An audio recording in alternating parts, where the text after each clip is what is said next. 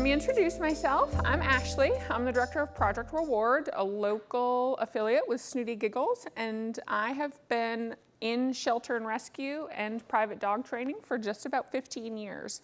So I welcome everyone attending, and thank you for being here. And I know that I see a few familiar faces that I've either seen through private training, being here at the shelter, or even just out about in the community.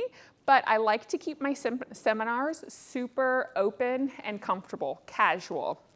Because this is information for you guys, I want you to feel comfortable asking questions, having feedback if I talk about a topic that is extra pertinent to you in your situation or experiences you've had. We're all coming to this seminar probably from a few of us all from very different reasons for being here. So some may be interested in getting a puppy or currently have a puppy that they may be potty training. Some may be fosters for local rescues or shelters. Or you may just be here to further your knowledge on dog training and enrichment, things like that. So one thing I don't want everyone to do, and this is a super popular thing that happens, you'll think your question is irrelevant to the group, and you're like, I don't want to waste anybody's time, right? Like, nobody else has this question. And then you'll try to grab me at the end when everyone's leaving and be like, oh shoot, like everyone needed to hear that response or hear that question. So again, I'm going to keep it, I like for it to be very comfortable and intimate. So as I go along, if there are any questions you have, raise your hand, I'll grab you, and we can talk through, again, either that scenario or a question about that topic, okay? First, we're going to start. I'm going to run this kind of in a generational sequence that I'm going to start with puppy potty training, move to adult, and then head on to the seniors if you're living with a senior that may be having some potty training concerns. We should have labeled it kind of potty training intro to home, because if you have a new dog, you could be like, I don't even know that it's a potty training issue, but it could just be living in the house issue, right? There's a variety of reasons. All ages of dogs come with different potty habits. So again, we'll start with puppies, kind of talk about things, how to set them up for success, what you can do to set yourself and the puppy up for success, and then chat through the kind of do's and don'ts for potty training, okay? So with that, puppies. A lot of time, I will always say, when anyone gets a puppy, depending on where you're getting them from, and I would assume that a lot of people here may have potentially rescued or have a rehome for puppies, puppy training, potty training should start immediately, as soon as you get that puppy. So one thing that is super important, a lot of families will say, oh, I don't know, should I do the potty pads? Should I just, because I work during the day, should I do some crate training? Should I just, cold turkey crate outside, leave them loose in my kitchen? All kinds of things like that.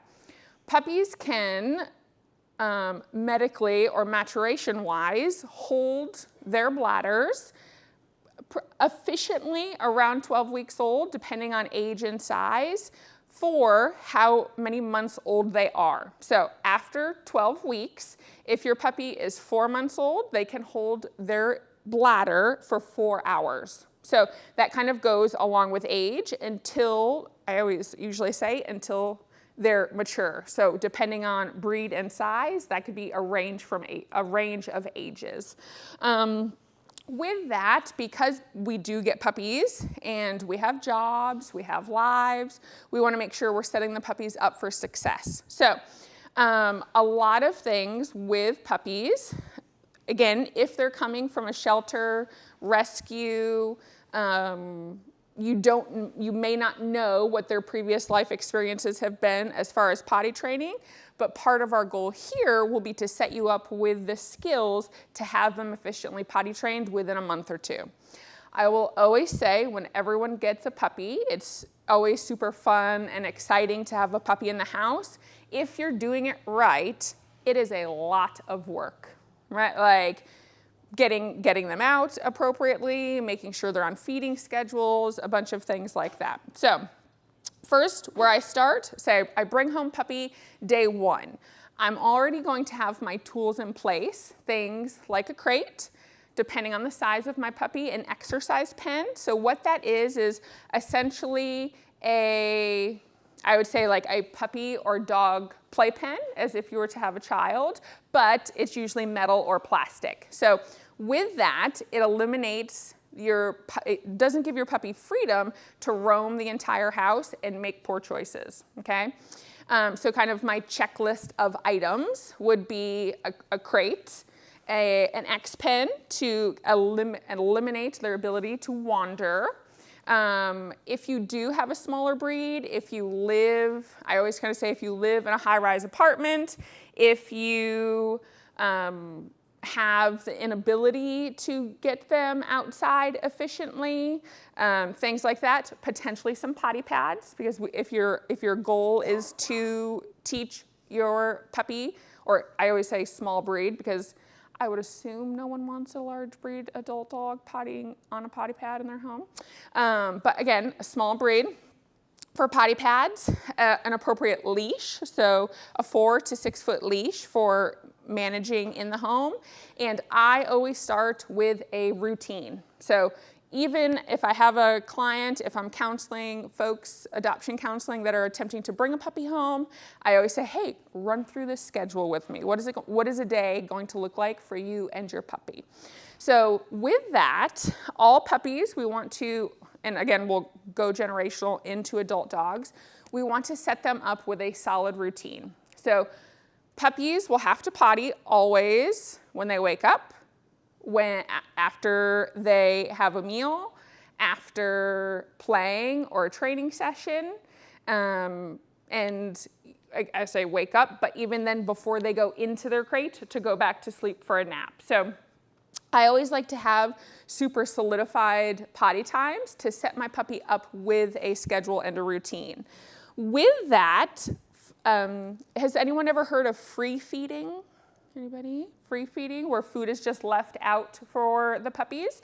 With any dog, so puppy, adult, senior, unless there's a medical reason as to why they needed to be free fed, it can make potty training and house habits really difficult, because then we don't know when they may have to use the bathroom if they're taking in a bunch of food and water before we get ready to sit down and reply to work emails. Right? We don't know if we're getting ready to get the kids out to soccer practice if they've just eaten and then we have to put them in their crate for 3 hours before we leave. So having a super solidified meal time is very important when it comes to having expectations for your dog's potty habits. I, as a general rule of thumb, love to feed all of the dogs that come into my care in their crates. So you get a brand new puppy, whether it be from a shelter, a rescue, if it was in a previous foster home, they don't come knowing how to be comfortable separated in a crate, right? A lot of times puppies will come in and you're like, oh my gosh, they're just screaming they're screaming their head off. They're biting at wires, they're panting, oh my God, they have separation anxiety. That's not exactly true. They just haven't learned how to be appropriately contained. That's a whole other seminar. Stay tuned. There will be some later in the year. But they just haven't learned how to be properly contained. When we feed them in their crates or small exercise pen, we're giving a place that has no value. Right? When we use crates, it's often when we're having to separate them from us. We're going to bed, we're using the shower, we're running to the grocery store. We always put them in and cold turkey leave them and assume that they'll get comfortable in this location when it really has no value. So feeding meals in there at least twice a day can give a location that has, again, zero value, something of purpose. I'm assuming everyone in here is currently living with a dog. Say you feed your dogs dinner at 5, I guarantee you around 4:40, 4:45, they're where they get fed, right? If they like their food.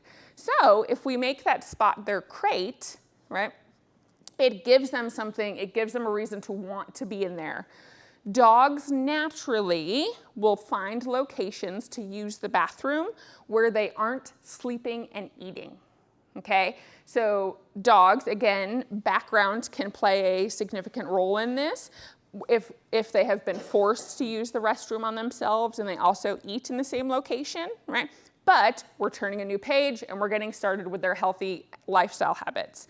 So again, instinctually, dogs don't want to rest or eat where they use the bathroom. And that's where we use those small kind of what I call confinement areas to help set them up for success.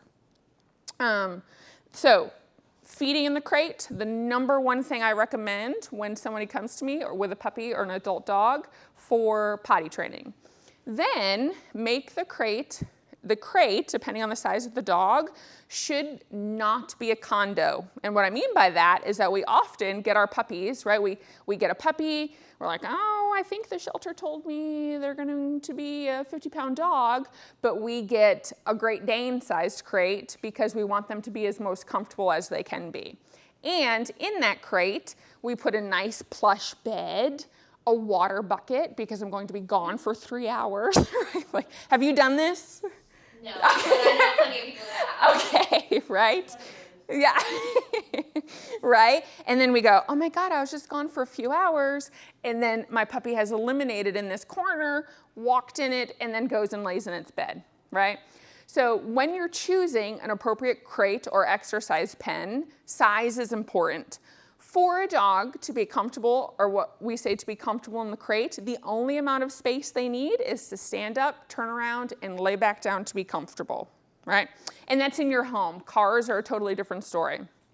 But if a young dog has all of that space, even in a crate, they can choose to wander over to the corner. Maybe there's a towel or a plush bed in there. They go, oh, I can go here and then lay my little self over here in this corner, and I'll never be touched by the nastiness, right?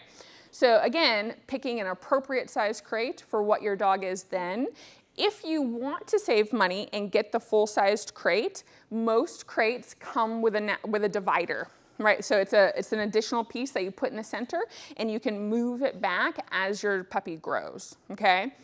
Again, we all want our dogs to be comfortable, but a lot of times if you have a puppy, or as we move into adult dogs, if they are used to or have been trained, and this is the pros and cons I'll talk about for potty pads, they will choose to eliminate on soft surfaces if they've been used for potty pads. But we'll talk about that a little bit further down the road when we talk about potty pads and the pros and cons, okay? Crate training.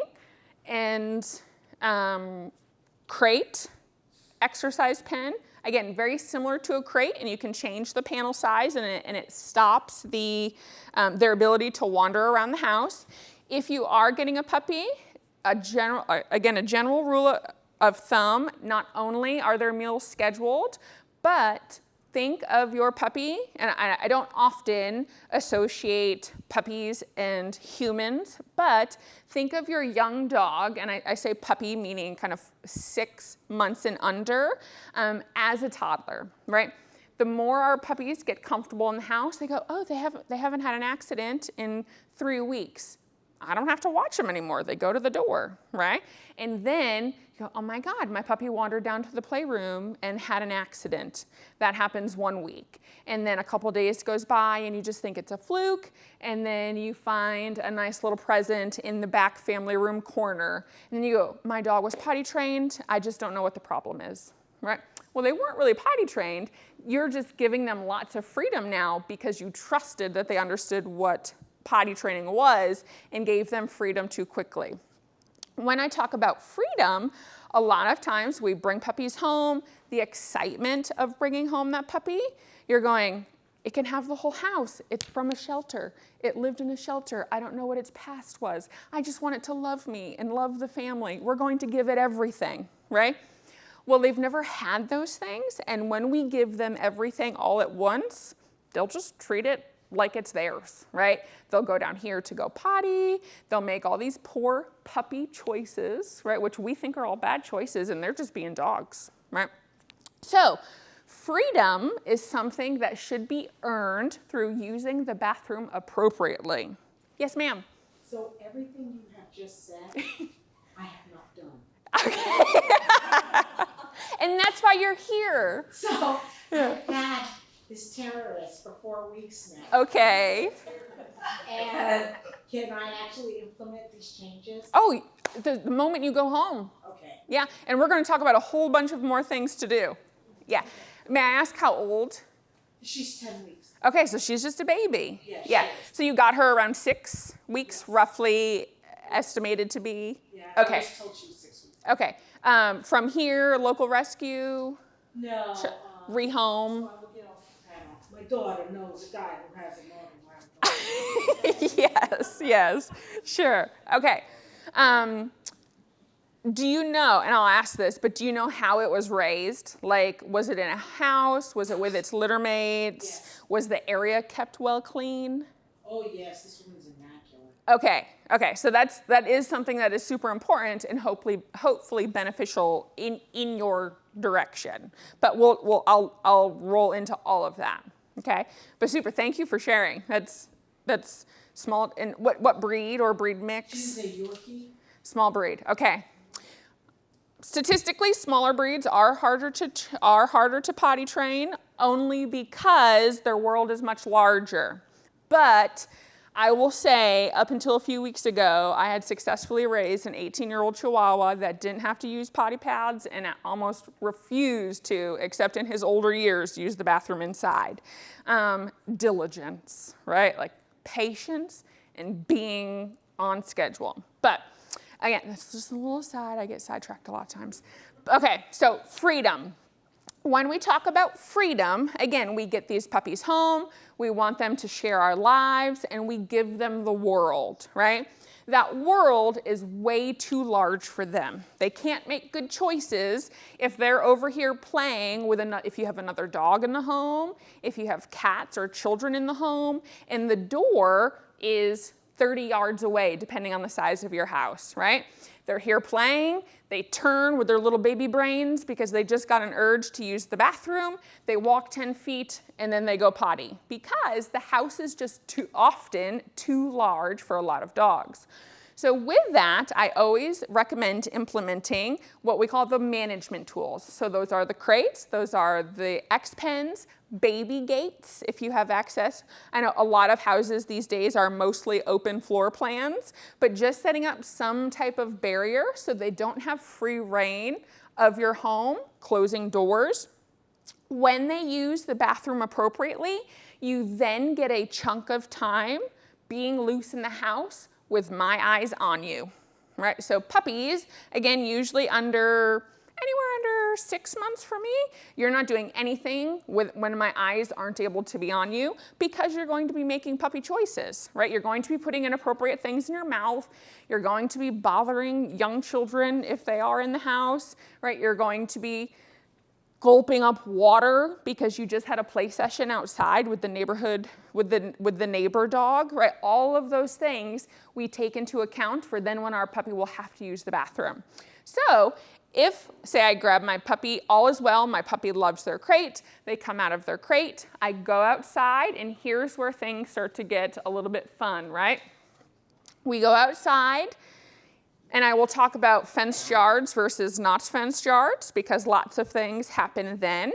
We go outside, I'm assuming my puppy's on a leash, and we take them for a walk around the neighborhood because I know they have to use the bathroom. Well, your puppy's brain is just as busy, right? Think squirrel, and that's your puppy. They can't focus on one single thing, right? So as I go for that walk around my block in hopes that my puppy will use the bathroom, they're thinking about the smells over here. They're thinking about the squirrel that ran across 2 hours ago. They're thinking about the cookies you have for them because you can't wait to reward them when they go potty, right? They're thinking about all of these things. The last thing they forgot about was using the bathroom. And we, as humans, go, I just took you on a 15-minute walk. We walked in the house and you peed on the carpet. Right? Like, we were just outside for 15 minutes, right? But they never even thought about using the bathroom. So When our puppies get outside and we've practiced all of our amazing management tools that you're going to implement this evening when you get home, right? We have all of those things put in place. We walk outside and we go to their potty area. So when I'm potty training, adult dog, senior, puppy, I get to an area where they can have full length of their 6-foot leash, because that's what I have them on, and I walk in a 2x2 square, right? Like I just go potty, go potty, go potty. I might be there for 5 minutes. If they don't eliminate, we go back inside. They're either attached to me via leash or they're in their small containment area. I set an alarm for 10 to 15 minutes and we do it again when the alarm goes off. I go potty, but I'm not moving I'm not going anywhere, right? I'm just standing there waiting for them to eliminate. When they do eliminate, good job, super, and we go inside. I am not always of the belief that you need to reward appropriate pottying with food. Reason being, if you have a food-motivated puppy or a dog that enjoys their food, they're going to go, cookie, right? Like, they're going to fake it, right? And most people are like, no, they don't. Yes, they do. They will learn, right? I see so many shaking heads, right? They go, I pottied, and maybe they did a little bit, but then we go, oh, they pottied. We go back inside, assuming we can set our timer for an hour, and then they go around the corner and go, oh, thank God I can relieve myself now, right? There's no food around. I'm not expecting praise. I'm finally able to use the bathroom appropriately, right? So that's one reason I don't opt for using food, but absolutely when my puppy or dog that I'm raising uses the bathroom appropriately, go potty, super job. Okay, let's go. And then we're off to do whatever it is that we're doing. So when you go out to potty with your puppy, again, I always like for them to be on leash because you can then control the environment. I wait for them to use the bathroom in that small area. I reward them with praise. I give them an opportunity if I think they have to do 1 and 2, and then when we're done, we go inside. Then inside, that's where they get that bit of freedom. And I say bit of freedom because they're still babies, you don't get the whole house. It's still very confined to, again, a puppy-safe area, okay? And here I'm gonna hop to fenced yards because this is also what happens. When I'm raising a puppy, if I have other dogs, we're like, how nice. I have a fenced yard, I can open up the door, send puppy out with my other dog, they're going to use the bathroom in 5 minutes, they'll be back at the door, and I can let everybody in, right? You let puppy out, it comes back with the adult dog, you turn your back, you're cooking your breakfast, and puppy potted on the floor, right? And you're like, you were just outside for 10 minutes. Why didn't you use the bathroom? Well, squirrels, right? They're chasing the other dog, they're playing, they're romping. Right now, I know a lot of mulch is going down, they're playing and digging in the mulch. You then open up the door and say, come on in. And they're like, well, I haven't even used the bathroom, right? And then they come back and use the bathroom in the house. So if I have a fenced yard, if not on leash, I always go out with them, go to that specific area that you would like for them to go potty, and then I still do the same thing. Go potty, go potty. If I do live in a multi-dog household, I keep my adult dogs in because they will, if you have a young, energetic, playful puppy, they're going to opt for playing or aggravating the adult dog, depending on what kind of dogs you have, right? And they're not going to be thinking about using the bathroom, okay? So one thing also that happens with fenced yards, dogs don't learn how to use the bathroom, 1, on leash, and 2, in proximity to us. So if you have dogs that potentially get a UTI when they're older, kidney stones or things where you notice, hey, it looks like they're straining to use the bathroom. If they're not comfortable using the bathroom next to you, they will not use the bathroom anywhere else except for your backyard. So I get clients a lot that will say, I've brought my dog to the park, right? We're walking around the park for 4 hours, right? They haven't used the bathroom. We get home, they hop out of the car, and it's like a river unloads because they're not used to or comfortable pottying on leash next to you and then pottying away from their fenced yard, which is very much a thing, okay? So again, if you do have a fenced yard, have the luxury of having a fenced yard, I always say, even if you have it, first potty in the morning, right? Because that's when we know they'll have the urgency to go. Go out in a different spot, have the leash on, tell them to go potty, okay? So again, there we've talked about management, setting up our routine, freedom by not allowing them access to the entire house, and then what pottying should look like when we take them out on leash. Accidents will happen if we're raising puppies, right? I will always say, we're human. If you have a lifestyle where you can keep eyes on them for 24/7 and notice the signs of going potty, right, it's going to happen. When puppies play, they take in a lot more water. If you're going to a training class and they get additional treats, when they do have additional treats, the sodium or salt in there can make them want to drink more water. You may just have a puppy that you find randomly gulps water, right? They just drink up a lot of water. That will affect how they'll have to use the bathroom. So just keeping an eye. And if an accident does happen, and the number one thing we won't do is scold or punish. If we come upon it, the one thing you can do, dang it, I missed my puppy's signals to have to use the bathroom. That's the one thing you can do, right? Like, shoot. What we will do, clean it up, of course, always. I always recommend like a water vinegar mix or some type of enzymatic cleaner. If we're using something like Nature's Miracle is a good brand that will break down the odors that are in the urine or feces. That's really the most popular brand I know of. Nicole may have some tips on other cleaners. But yeah, water and vinegar. Yeah, water, vinegar, and then that enzymatic cleaner. But then what I'm going to do, clean it up, say, shoot, what can I do better in the next 5 minutes? And then I'm going to get them out a little bit more efficiently and make their world a little bit smaller. If you see them kind of in the act of needing to go, you can interrupt them with some type of auditory interrupter, but it's not punishment. Okay, and what I mean by an auditory interrupter, if you see your puppy, and again, if we hang out around our dogs long enough, we're going to see that nose go down, and some dogs will circle, some will try to get away from us. I'm just going to go, hey, woo, pop, pop, let's go. Grab them right out to use the bathroom. And if again you catch them mid doing it, scoop them up, bring them outside, give them the appropriate time to use the bathroom, come back in, get that all cleaned up, okay? With punishment, right, the whole old school, if you see them do it, grab them, rub their nose in it, right? They don't want to be anywhere near it.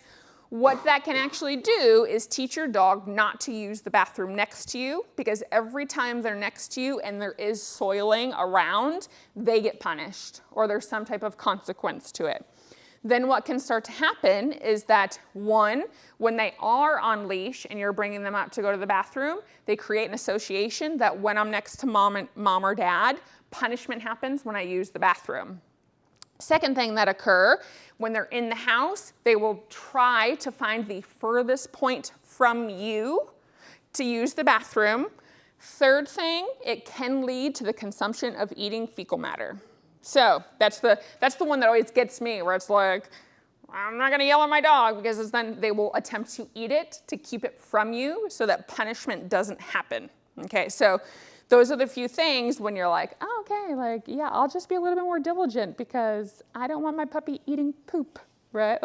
And I say puppy, but it could be adult dog. And I've seen it tons and tons and tons of times, right? Where they'll go, oh, do you have a question? Yeah, they'll just go, oh, I used the bathroom here. Oh my gosh, they'll clean it up, and then they just carry on about their day because in avoidance of correction or punishment. All right, go ahead. So we have an adult rescue. Okay. Who came to us as an adult. Okay. And he does that. He eats his food, but not all the time. Not all the time. Yep. Would that be because he might have been? There can be a ton of reasons, but it can be one of the reasons that it starts to happen. Yeah. right? Like when we have a puppy, adult dogs, there are some adult dogs, unfortunately, that depending on what their diet is, will only eat their own. There were some that will only eat it of others. Like, Is there any way to break that? so they do make, As an adult? I know, they do make, and there is a term for it, I just cannot pronounce it. It's I can never, allegedly, they make a pill that you can add to their food that makes it taste bad. And I'm like, okay, like, I'm not sure that would be a deterrent. it's already not good, right? I try to go always management first, right? So if I have a fenced yard, I go out with them. When they go, I scoop it up so they just can't practice it. If it's on leash, I grab it, kind of thing. Yeah. Do you have a fenced yard or? 105 acres. Oh my goodness. So he has plenty of places to opt to use it. Yeah.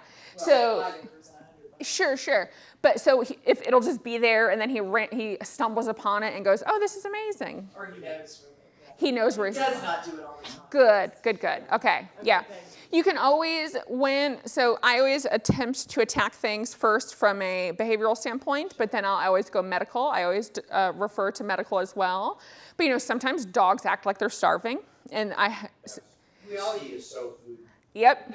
So, like dogs that are crazy food motivated or that maybe have had not the best nutrition will attempt to eat it because they're just like, I'm so hungry. And again, our noses to their noses, they can smell everything in there. When they're like, oh, it's opportunity, right? It'll help me stay satiated. I know it's terrible. But what you can attempt to do often from a behavioral standpoint is add some fillers to his food. If he is a dog that is constantly hungry, I would talk to your vet about what type of food he is currently on, right? Like, is it a food that is filling him?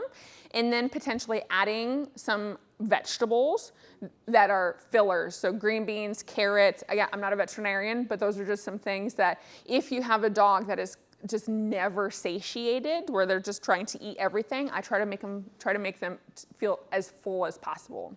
Yeah, and there will be some things sometimes like deer poop, rabbit poop. Like those are things that are just really good to dogs. We forget, even though we live with them in our homes, that they are canines, and we're like, I'm attempting to share my life with this animal, and they do animal-like things. But yeah, it's a terrible habit, right? For us, it's never fun, but it is something that I try to deter as much as possible. Again, if not the pill, some people have been like, oh, you can go over and put hot sauce on it. It's like, I live with 5 dogs. I don't know, which, am I just going to go around and if I'm going to hot sauce it, I might as well just pick it up, right? Like so, yeah, go ahead, Julie. So this is not a poop thing, but No. a couple minutes ago, we were talking about, going down with the dog and praising them and all that. Mhm. So one of my dogs, I was really diligent about doing all that, but now he thinks I need to go out with him really every time. Yep. So Yeah. that's something I need to do. So sometimes what I will do when a dog has been rewarded like that, I'll start to make my distance further from them. Like if you go to a consistent spot always, like actually one of my dogs was trained where I raised her to like, it was like a giant litter box for dogs, but it was shavings. So I'd always go in it with her, go potty. When I wanted to start removing myself, I would walk towards it, but stand 15 feet away. Kind of go potty, good girl, let's go, right? And then slowly back myself away from where it is so that when she goes out, I can be that lazy dog owner that goes, go potty from the door, and she runs down to the spot, goes potty, and then comes back. Yeah, he just sits there on my couch on the deck. Yep. Wait for, I'm out here alone, what do you want me to do? Yep. So I would start by going to the area and then slowly bring yourself back. Yep, and again, that's a luxury because I'm assuming you have a fenced yard, right? And then we say, oh, well, they've been outside for 20 minutes. They must have used the bathroom. Most adult dogs, young dogs, just stand at the door and look at us because they're like, I'm out here alone, right? They're like, they want their friends with them. They want to go do it together with They somebody. won't even let me stay up where we have steps down from our Yep, deck. you got to go down. Like, Yeah, because where you taught him, and you did a good job, right? That he likes for you to be near him when you bring him out to use the bathroom. Yep, but now he just needs to get a little bit of that independence, but some dogs won't. Like, It's not that big of a deal. Yep. I was just wondering. Yep. I know you've been to my house, but I often stand on the porch and I'm going, go potty, go potty. And I'm like, get off the porch, go potty. Usually when it's raining, like, just because, again, you're here with me, all right? So, again, puppyhood, then making sure we don't use that correction that then produces some of those negative behaviors we see that dogs do to avoid using the bathroom next to us, okay? Questions so far on anything we covered? Yes, sir? Where do you keep your crate? Great question. So I like to keep it. I live with several crates for individual dogs. I will have a crate often in a living area, which I will consider their inclusion crate, right? The crate that, or an X-pen, that you can still be with me, the family, see things going on, but I know you're in a confined, safe space where you can't make poor choices, right? Puppy choices. Then I'll have my sleeping, going away when I leave you crate. In that, I usually attempt to put, when I'm raising a puppy, closest to a door or some type of access outside, so that when I grab my puppy out of the crate, I don't have to walk them through my house to get them outside to use the bathroom.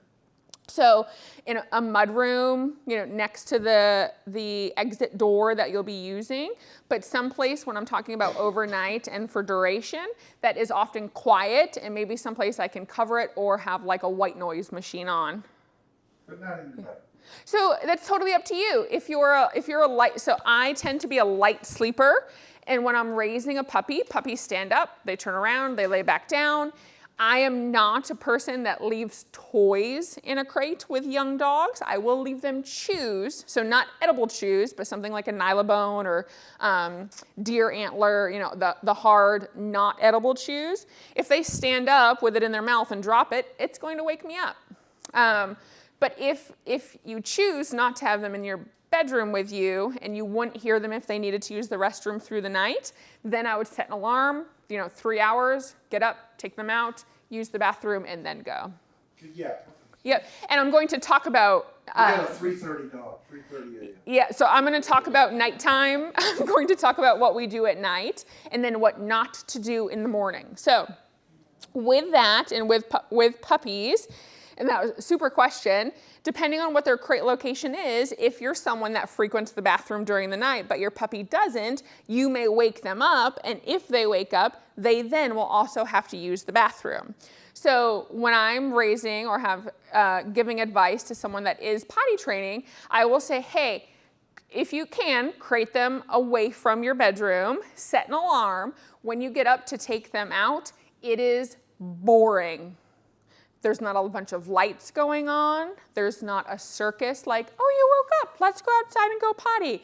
I am a zombie. So I go to the crate, I get you out sluggishly, we go outside, the whole go potty, super. Back inside, you go in your crate, I close it, I go back to bed, right? So that they don't learn that waking up, oh my God, mom and dad are awake. It's time to play. It's time to grab my toy. I wake up my sister dog, right? And we go, oh my gosh, we're awake now. It's like, no, we're very much still sleeping, right?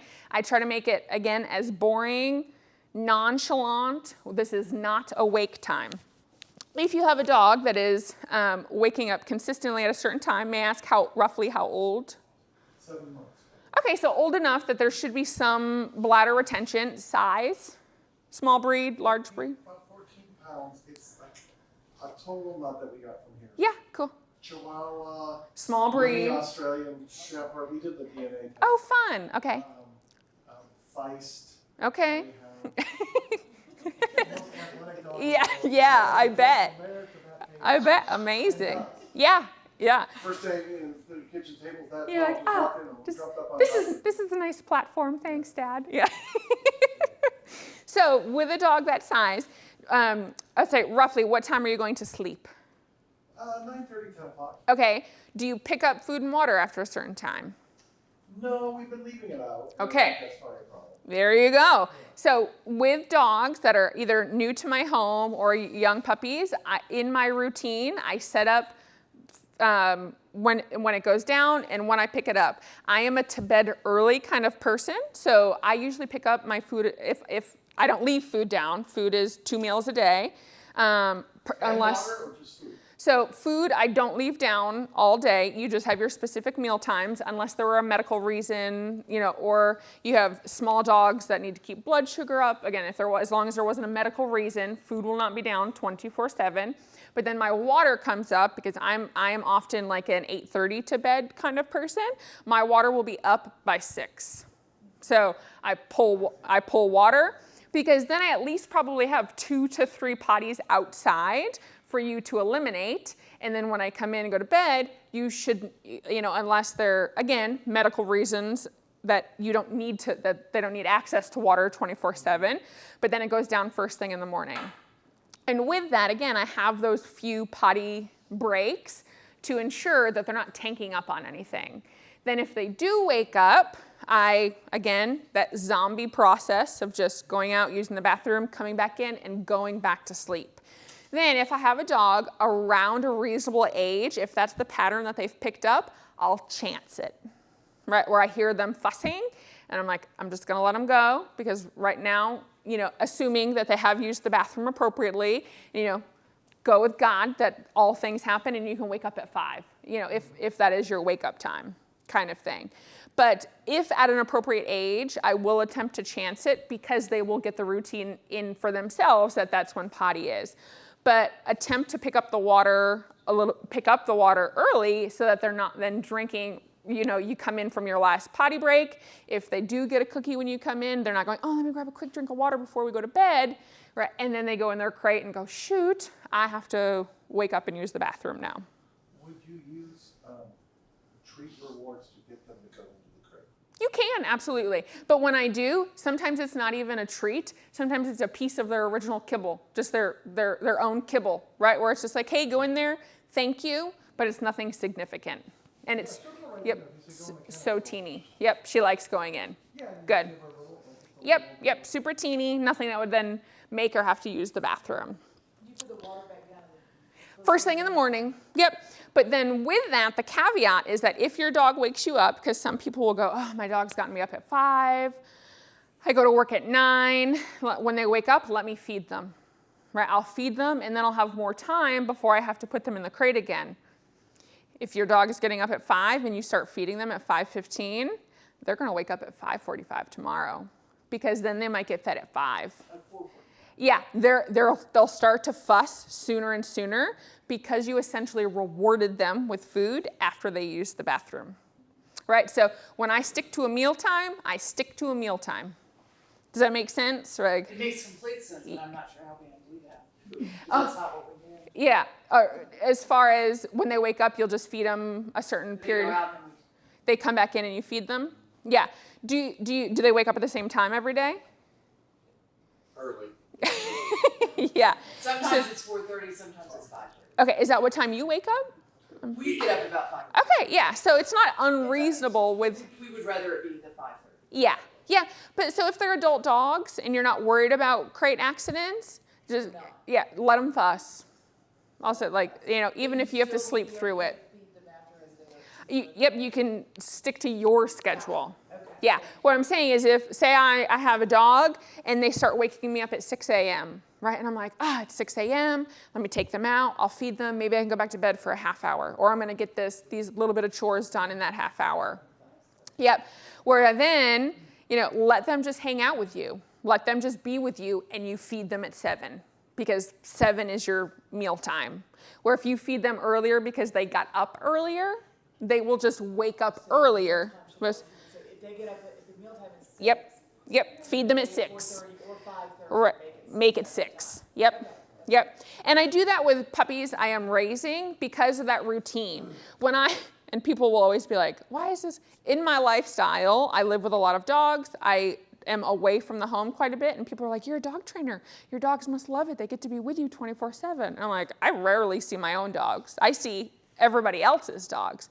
But when my dogs are adult dogs, I then go, sometimes you might eat at 9 in the morning. Sometimes you might eat at 4 in the afternoon, depending on your potty schedule. When I keep it random, they're not then begging me to eat, right? They're just like, oh, I'll eat when she feeds me. Like they kind of like, and again, I know I'm kind of going against everything I just said, but this is for an adult in routine dog, because you then get the dogs, again, they eat at 5, they're nagging you at 4:45, they're, nagging you at 3 because they want to eat, as long as they have then potty schedules in the evening. For an adult dog that is potty trained. This is not the potty training portion. But yeah, when I have adult dogs, again, because of the nature around my job, my lifestyle, again, if I'm going to be away from the home all day, I'm not going to feed you at 8:30 the way I always did. I'm going to kick it to 3 because now you can eat, rest on it, and then you have the rest of the evening to use the bathroom. Yep. So, but again, that's post potty trained dog. Yep. I like to be predictably unpredictable to my dogs so that nobody ever's. Those that are already trained. Yeah. And that the important part of that information is that they are what we would say completely house trained dogs. Yep. Yep. You can go random when they're appropriately house trained. Okay. All right. So, I'm going to talk about potty pads. I know oh my goodness. This is wonderful. I love the feedback and everything. I just want to make sure everybody gets all the information and gets home safely. Potty pads. So I will recommend potty pads for high-rise apartments, extra small dogs that smaller the dog, smaller the bladder, okay? More frequently they may have to go. Senior dogs that may have mobility issues getting in and out. Humans that may have mobility issues getting their dogs to use the bathroom appropriately, and cold weather. So the caveat to potty pads is that they do come often, most potty pads come with like a pheromone infused scent. So if we have a potty pad down, it often draws them to it. However, because it is a soft surface, if your dogs consistently use potty pads, they will then resort to, if those potty pads are up and have not been taught to use the bathroom outside, they will then go to soft items in the home. So it could be a towel left down on the ground. It could be a bath mat in your bathroom. It could be a sweatshirt left on the ground that missed the hamper, right? They will then seek out just a softer surface to then use the bathroom to eliminate on. When I do talk about potty pads, if I am ever recommending a potty pad to a client, that dog may have had, some type of medical concern, or that they are legitimately so small that you are, like, they go outside and it's raining and they're just like, I can't do anything, right? Or that, again, it's freezing cold, they touch the ground and it hurts for them to be outside, things like that. When I do use a potty pad, I will keep it in a contained area. So if I have a potty pad, I then teach that dog with an X-Pend around that potty pad so that they have an area to go to and then completely remove themselves from it to then play or sleep or eat, things like that. I do my best to recommend never having in that playpen both potty pad and food station. Because then you teach them it's okay to potty here and feel comfortable eating here. Okay, I try to make it as diverse as possible. And some dogs come from situations where they have eaten, slept, and used the bathroom all in the same location. But often when given the opportunity to, yes ma'am, give me just 1 second. Often when given the opportunity to, when they learn that they can rest and eat comfortably and then use elimination area somewhere else, they do. It just takes a lot of diligence on the owner's part and then a super steady and firm routine with that puppy. Go ahead. We adopted a dog from a hoarding situation. Yep. And she's a senior poodle. Yep. Very sweet. Can't really see super well. Yep. She's ruining our house. Yeah. Yes. Yeah. She was literally in a cage. Yep. Her entire life. Yep. Yep. So besides for taking her out every 2 hours, Mhm. we tried like puppy pads. Yep. Very hesitant to do crate training because she was literally in a crate for like 7 years of her life. That's okay. What are like some tips, I guess? Yep. We kind of just don't know what to do. You've been managing it. Yeah. So is she getting full access to the house? Okay. Make her world tiny. I know in our compassionate heart of hearts, we're like, she had the most terrible beginning start to her life. Not even start, but in her adulthood. Right, but that's what she's familiar with. So we then give her the world, and she goes, this is amazing. She's never had to learn bladder training or even fecal training, right? So we want to make her world a little bit smaller and then give her options. So I know you don't want to use a crate, but I would highly recommend it. And for sometimes a dog like her, I would get that crate a little bit bigger, give a potty pad area if that's something she's used to, or even they do make dog litter and even turf that you can use. So if it is something that she'd be a little bit more comfortable going on, and then even say that is an X pen. So what I would do, if I set up an X pen, I would take these little baby hooks with it and hook a crate to it. So not close the X pen completely. Does that picture make sense? Yeah. So I would make it super small at first. I would potentially put my potty pads in the X pen area and her nice bed in the smaller crate.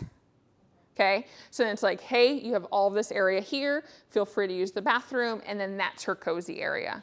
If she, We do have a large dog also. Okay. If we try to do like a baby gate or like, I mean, she kind of knocks stuff down. So like, we try to like cordon off the space for her, but the big dog's like, oh, I'm just gonna come in here and like, Okay. so yes, maybe the pen would work. Yep. But knowing that, like, is there any like other? Yeah, you can. Knowing there's a big dog there. Yeah. It's really nice, but she's gonna. Yeah. You could isolate her to something like a bathroom or mudroom and kind of do the same setup, like scatter the floors, bed here. Do you have a lifestyle where you're around her often, or do you leave for a chunk of time for work? Yeah, I can take her to the office. I work at Mars. Okay. So I take her in, so I just take her out every 2 hours. Perfect. When I'm there. But, Yep. You know, I can't be around her all the time. Sure.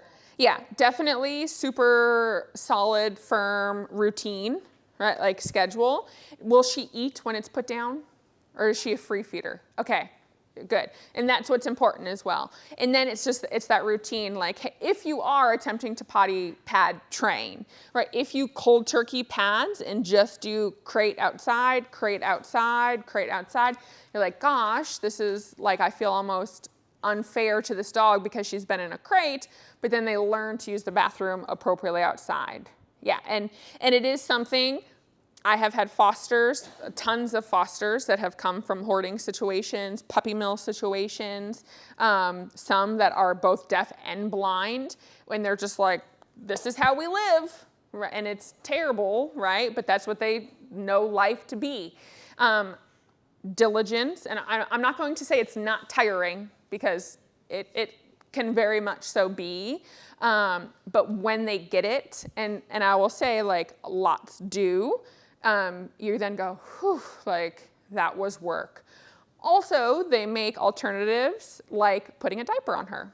You know, like, she's in free roaming the house, you get some panties put on, the panty, you know, but again, I'd still keep her world very small so she doesn't seek to go somewhere and then use the bathroom. So panties go on, we get to hang out, you get to have some freedom in the house, panties come off, we go outside, and that might be every hour. You know, something like that. She's an older dog. She's a poodle, so I would tend to keep her short clipped so that her Sani area is super clean after she uses the bathroom. Again, not that that's something, you know, she's in a home that cares for her now, but not that that's something. But if they smell like it after they go, they're just like, man, this is where I've been my whole life. Might as well just go on myself again, you know, kind of thing. Yeah, they talked about kind of cording off. Mm-hmm. It'd be better being away from her favorite spot. Yes, definitely. Or if she has a favorite spot, hopefully not on carpet or on rug or anything like that. Okay, good, right? Those are cleanable at least, pretty efficiently. But then giving her an area, like even if it's a direct shot to that location. And in your goal, it could be towards the door, right? To start hoping they give you some information that they need to use the bathroom. Yeah, but I'll always say hoarding, puppy mills, adult dogs can be some of the toughest, but they can get it. And it is just, it can be exhausting for humans as well, right? But it can happen. Yeah, super, good job. And thank you for giving her a chance. Yeah, for sure. I want to piggyback on that really Sure. quick. So I have 2 long-term fosters. They're breeder moms. They're Maltese. Yep. They're roughly 13. Okay. A bonded pair. I've had them over a year. Okay. When they first came, honestly, I don't know how they were still alive. I mean, they were Yeah. in horrific Yep. shape.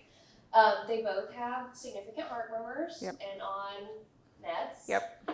The potty training is definitely better. Okay. And I do the exercise pen. Perfect.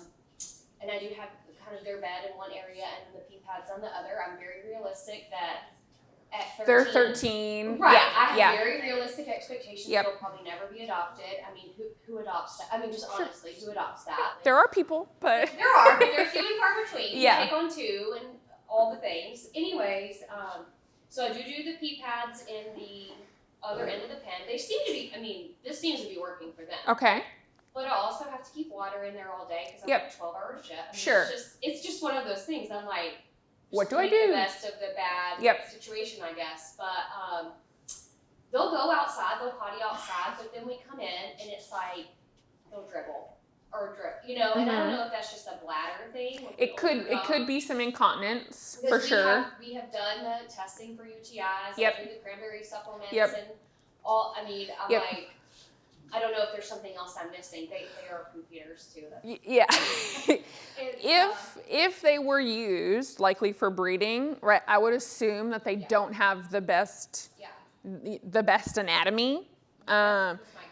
Yeah, and at 13, it wouldn't be surprising to me that if they are starting to lose continence, if they were continent dogs, and in situations like that when they are having free time for a 13-year-old dog, that's where I would do the panties, you know, just because if they are they cognizant that it's happening?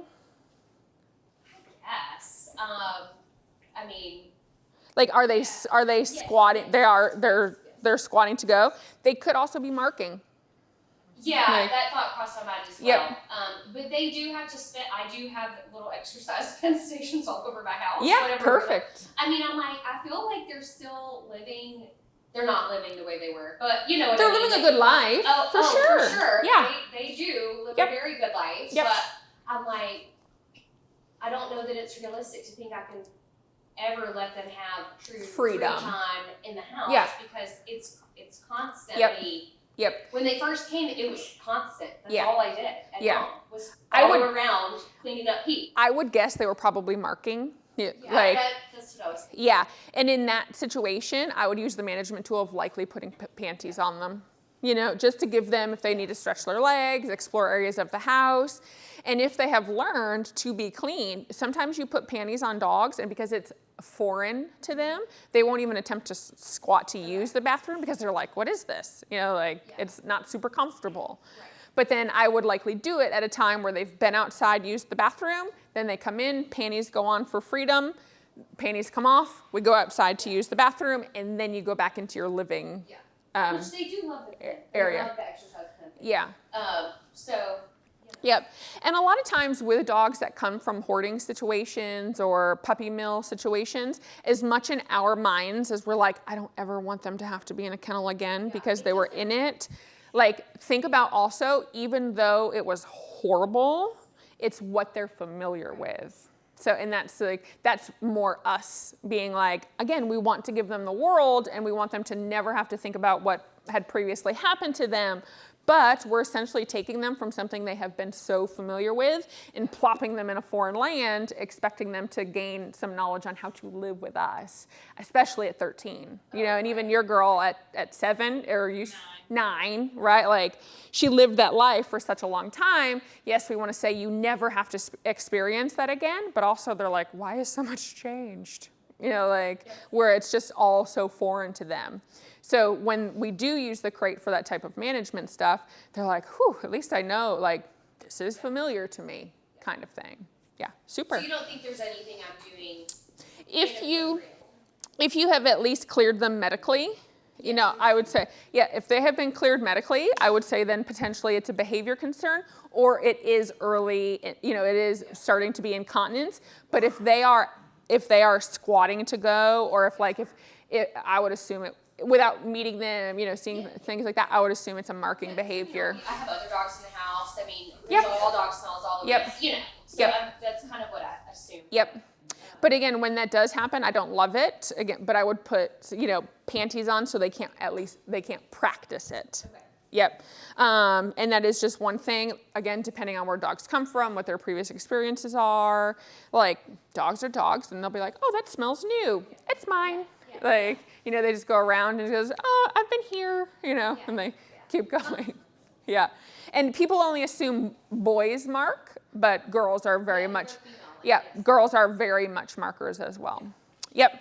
All right. So I know we talked a ton on puppy and even have rolled into quite a bit of adult stuff. I can kind of snapshot adult or young adult because it is very much similar to puppy, with a few things being, let me get to we've done all this. And you guys have already talked about it, but a variety of reasons why adult dogs may come to you not potty trained, right? Maybe potentially they've lived outside, they came from a terrible location, whether that have been, you know, hoarding, puppy mill, things like that. Their previous home didn't choose to potty train them for whatever reason, right? Or they kept them in a crate. They learned to soil where they slept, eat where they soiled, things like that. But it does not mean, and I say this wholeheartedly, that they cannot be potty trained. Potty training an adult dog, I treat them very similarly to a puppy. Even if they are an adult dog and I know they can hold it or should medically be able to hold it for 6 to 8 hours, when they are brand new to me, I never assume they know nothing. They know anything about living in my home. And I will slowly introduce it to them the same way I would if that were a 10 or 12-week-old puppy. The benefit of what hopefully happens with adopting an adult dog is that it can happen quicker. Right, that we go, oh, this dog has been in my home for 3 weeks now. I've had them on a steady, consistent, firm schedule. Now I can attempt to see what type of freedoms I can give them. When I give them freedoms, I don't give them the whole house, right? It may be that instead of you being tethered to me via leash when we were loose in the house, that when I'm working in my office, you can just be loose in my office with me, right? And then when we go to the rest of the house, all those rules still apply for a little bit of time. Again, with adult dogs, one thing that people love to attempt to do, and again, I'm on the fence about this, and when we have adult dogs and we live in a community that is so dog friendly, and what I'm talking about is things like doggy daycare, like Rover, you know, where somebody can come to the house, potty your dog for you, that some adult dogs get access to go so frequently that if then we change the routine drastically, they go, oh my gosh, you know, I'm used to going out every 4 hours. We leave them for an 8-hour workday and they're like, oh my gosh, what am I going to do? Also, one caveat to, and if this is something your dog, puppy age appropriate, can do, when going to daycares, I highly recommend a daycare that does also crate for like a nap time, but then also has an outside pottying area. I previously worked with a handful of clients that used a particular daycare, and the daycare was all inside, but they had turf. So they didn't understand why their adult dog was coming home and using the bathroom inappropriately. But when it would go to daycare 3 days a week, it goes to daycare, it plays, it has a potty turf spot, it uses the bathroom, and then it just goes on to carry on playing. So when we worked through what the dog's schedule was, they go to daycare 3 times a week and they're allowed to use the bathroom anywhere. And it's inside, right? Because of the way some daycares are just by design, right? So then it was like, okay, I know we don't want to stop our dog from going to daycare, but we'll have to fix something if they do go. Potentially they only go half a day, so that they're not using the bathroom in the house when they come home. Second, one of the other caveats for adult dogs, a lot of people believe, and don't kill me for saying this, that bells on the door is really, really cute for our dogs to tell us when they need to use the bathroom. What bells do is teach dogs to tell you when they want to go outside. So we assume it's to go out and use the bathroom. However, they want to go out and lay on the deck to sun themselves. They want to go out and chase the squirrels around the fence line.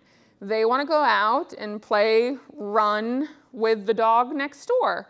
And then they come back in and use the potty inside. So bells, or us expecting our dog to tell us when they need to use the bathroom, is, in my opinion, us being lazy dog owners, right? Because I will always assume that my dog if I take my dog out, use the bathroom appropriately, it is my responsibility to give them the opportunity to use the bathroom again. If I wait for them to tell me, and again, this is a reasonable amount of time for a potty-trained adult dog. If I wait for them to tell me, I'm likely going to miss a lot of signals and cues that they need to use the bathroom, and more frequent accidents are going to happen in the house. So that's why I set that firm schedule. And if I'm raising a puppy, people will ask me all the time, like, when can I trust my dog in the house? I'll say at 2, if you've done a really good job, you can attempt to give them freedom when you're in the shower, right? They can be loose in the bedroom, kind of thing. Or they do that really well at 2 years old for a few months, then I'll attempt to leave them while I go pick up pizza down the road, right? But not until I know I've done my due diligence in teaching them how to use the bathroom appropriately, do I then give them the freedom to make their own choices. So with that, again, the bells, as much as they are an adorable parlor trick, when I am attempting to house train or potty train a puppy or an adult dog, I want my schedule to be firm so that I never have to guess if my dog is giving me cues that they need to use the bathroom. Okay? All right. Let me see.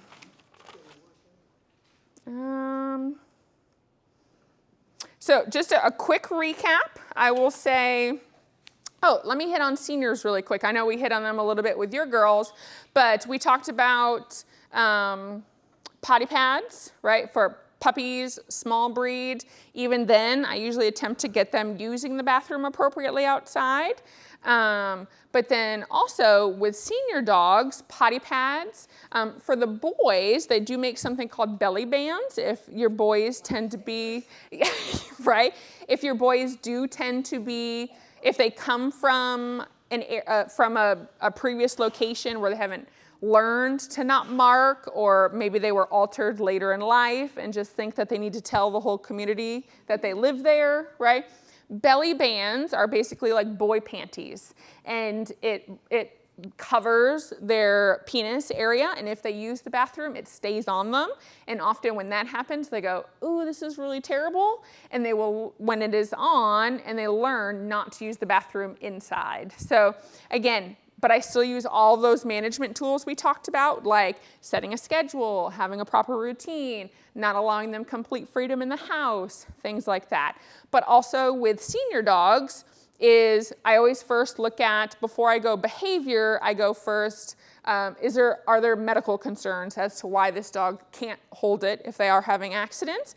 Then I look at cognitive decline. So, is there some slight dementia, senility, right? Are they just getting old and they don't have the continence that they previously had when they were younger, right? All of those types of things. And then for those seniors, I often attempt to go full management. Like, you live here, it's very similar to what you're doing. You live here, we go outside to go potty, here's your free time with me, and life changes a little bit when we have seniors in the house, okay? Can I ask a question about a senior? If they're old enough where they sleep more than they should. Yep. And you wanna put them on a routine, but they're not waking up in 2 hours. You know, Yeah. every 2 hours. We have 3 dogs. He's Yeah. the only one. He's the only senior. He's the only Yeah. one that you just is not getting it. Yeah. So do you say you have to keep I'd them still on? wake him up. You still wake him up? I go through would. That? Yep. Okay. That Yep. makes sense. Yeah, because he'll likely just go right back to sleep once you get him out to go potty. Yeah, you know, so say you're getting ready to go out for dinner, right? Come on, wake up, go outside, go potty. He can come back in and go on his bed. Yep, I still wake them up because a lot of time, even though they're seniors, again, I had an 18-year-old Chihuahua, and he was, if he had to pee anywhere near where he lived, miserable, right? Like he couldn't hold it for as long as he could when he was a puppy or younger, but he was still very much continent and house trained, where he was like, I can't hold it for 8 hours anymore, but man, I hate it if I have to go where I am. So I would wake him up, bring him out to go potty, and then right back to bed. Yep. Question. Yes, ma'am. I think he's a rescue dog. He's a Highland Terrier, Okay. and just my baby. He's such a good dog, but we have a problem with potty. Okay. He was in a rescue for a long time, Mhm. and I think it must have been one that you were saying he could go inside. Like there was a turf area, or it was appropriate that he could use the bathroom When inside. we get him home, he thinks he can go potty in the house. Well, I've worked really hard with him. I did the thing where he's also got anxiety, Mm-hmm. separation.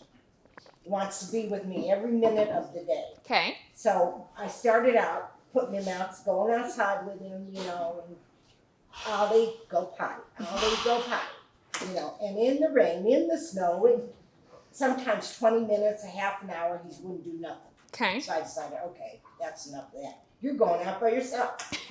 So I put him out on the porch, and a lot of times he'll just stand there, you know. Yep.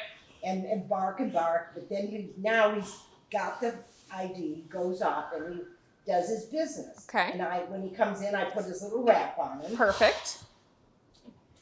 But he still Thank you. thinks he can poop in the house. Okay. And I'm like, I don't know what to do now. I'm Okay. not going to go out there and stand for 20 minutes with him Yeah. because he's got this anxiety thing. you Yep. know. And Do you use any type of management confinement within the house? yes, Okay. I have one of those fences. It's like a net between the kitchen and the Okay, dining like a sliding gate, a slide gate. And the bedroom, I shut the door, so it's just him and me in the living room and the Okay. dining area. Okay. And that's where I cut him off from everything else. Yep. Is he free fed? Do you leave food down for him 24/7? He eats at 2 o'clock. Perfect. One time a day? Okay, great. And is he consistently having the accident at a similar time? Well, it's usually after he eats. So Okay. normally I put him out right away after he eats, and he usually goes. Okay. But yesterday he went potty in the house. Okay. How frequent would you say that happens? It's happened 3 times this week. Okay, so that's significant to me. And you know, as with an adult dog, anytime over like one a week, you know, unless they're sick or anything like that, would be significant. I think the wraps have stopped the peeing. Yep, for sure. Good. With poop, I always make their world smaller. Even when he's in the house, attach him to you if you have to. Or again, make that instead of the baby gates, get him some type of actual confinement location. Does he hold it overnight? Yeah, Hey, he how- sleeps all night long. Yep. And I get up, believe me, 2-3 times, and he does. Yeah. You know, And he sleeps even through you getting up. Yep. Yep. So even if it is, or where he does go outside to use the bathroom, potentially set up a larger X-pen area. He goes outside, you put him in there, and then you leave him, but watch him to be sure he goes. Okay. Right, like getting him used to being separated from you. And then if he goes, and I would set, you know, do you have a crate inside or do you not utilize He it? has a crate in the, like I'm gone now, he's in the crate. Perfect. And has he ever had an accident in there? No. Okay. So He's we've perfect in Yep. every single way. we've got good information here, right? Like we've got the troubleshooting stuff. So I would get something outside that removes him from being at the door to bark. You know, like don't allow him to sit there and bark at the door. But when you take him out, he goes in it. And if it's safe to leave him out there, I'm assuming you have a fenced yard since you do give him the opportunity to be loose. But put him there, leave him, Again, even if it's for, again, you think 20 minutes, but if he goes in and he's not barking, he may eliminate a little bit quicker in that area, and then you leave. When you go outside with him to use the bathroom, does he just not go quickly?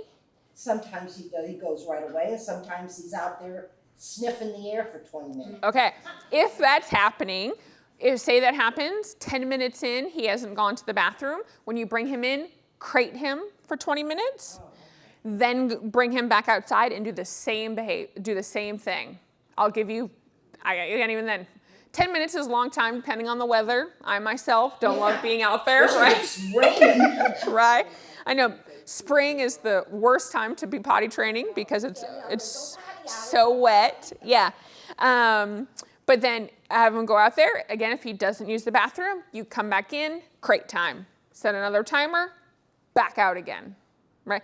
If he's not having accidents in his crate in those other areas, like when you leave the house, if you leave to go out to dinner, overnight, I wouldn't say it's such an anxiety issue, right? It's more that he just doesn't want to be alone outside. Right? Because if he's sleeping in his crate comfortably now and you know he's not fussing, it's not separation anxiety, right? It's just he's bored out there. He'd much rather you be with him, and there's not really much for him to do. Yeah, he's got to be with me no matter what I do. Yep. But because the information we have that he is comfortable to sleep in it, he's comfortable in it when you leave him at night, the outside is just like, I'm bored out here. Why do I want to be alone, right? Get out here with me kind of thing. So that's what I would start to implement, that mealtime is at 2. You know within 30 minutes if he needs to use the bathroom, you go out. If you can block off him being at the front door or being on the patio, absolutely do that. But then even just create an X-Pen area that he goes into. You leave him there. I always watch. I always eagle eye to be sure he uses the bathroom, because if he uses the bathroom, your reward is that you get the freedom of the house. Okay? If you don't use the bathroom appropriately, you come in, there's some confinement. It's not punishment, right? We're not scolding him. It's nothing. It's just, hey, you're contained in this area. In 20 minutes, right back out, attempt to use the potty in the same location. Yeah, because he finds places where he wants to go, like Yep. in the kitchen, and Yep. then in my bathroom. Yep, your bathroom is likely far away from you, Yeah. right? But we want that to become outside. So we remove those opportunities for that location. Yep, and then again, if you don't use the bathroom appropriately outside, you come inside, but you don't get the freedom. Yep. It sounds like he's very continent. He likely just works himself up outside. So when people talk about anxiety, like a dog may not have to use the bathroom, they start being active for a little bit, and then it makes production occur. So he's anxious outside, barking at you to get out there. You're like, you've been outside for 20 minutes, just running your mouth, right? Come on, get in here. Kind of thing. And then he comes in, he's like, oh, I worked myself up so much outside. Now I have to find some place to go to the bathroom. Yeah, and that's almost what he does. Yep. So we just want it to then become, hey, potty out here. When you potty out here, it's appropriate. Then you get to come inside. Yep. Use inside as I say reward, but again, that freedom. Yep. Pottying appropriately gets you access to the things you want, and he just wants to be with you. Okay. Yep. Sounds good. Thank you. Yeah, yes, ma'am. Thank you. Awesome. Questions overall? I know we talked about, yes, ma'am. So I have a 3-pound Chihuahua who's about 4 months old. No, 6 months old. Yeah. Okay. And I've had the X-Pen Okay. with the bed Okay. and the potty pad and Yep. in but away from him. He has chosen to not eat in the day, and his blood sugar has crashed. Crash. Yep. I've also had the cats get into the X-Pen and eat his food, so he hasn't been able to eat food, so Okay. his blood sugar has crashed. So I'm paranoid about him not eating. Yep. So I leave dry food out in there. Okay. He will eat it, Throughout the day. nibble. Yep. I never know when he has to go. Yep. So he will just walk through the kitchen and swallow. Okay. Great. At Okay. least you're eating. Right. At this Sure. point. Sure. Would you recommend putting, and I'm a vet tech, I know this stuff. Sure. Putting him in a crate that's small enough for him where he can get up, turn around, lay back down. Yep. They don't make them unless it's like a little guinea pig Ki- size crate. yeah. It's tiny. Yep. Cat crate, you could put a divider in it. Okay, Yep, like even if it's cardboard, okay. like kind of thing. But I mean, like, how do I do that so that he's confined, but then he still has the availability? of Area to use food? the bathroom. Do you work an 8-hour day? Okay, and he's at home when you're at, does he have opportunity for someone else to let him out? Okay. I would probably, in that situation then, as much as I don't love it, give him the area, or even, they make playpens for dogs with the tops on them. Well, see, here's the really funny thing. I have video of it. He has a playpen. Okay. I put it in there with the bed. I put his food in there with him. Mm-hmm. My cats topple on top of the playpen Okay. and crush it, and he's digging his way out from under.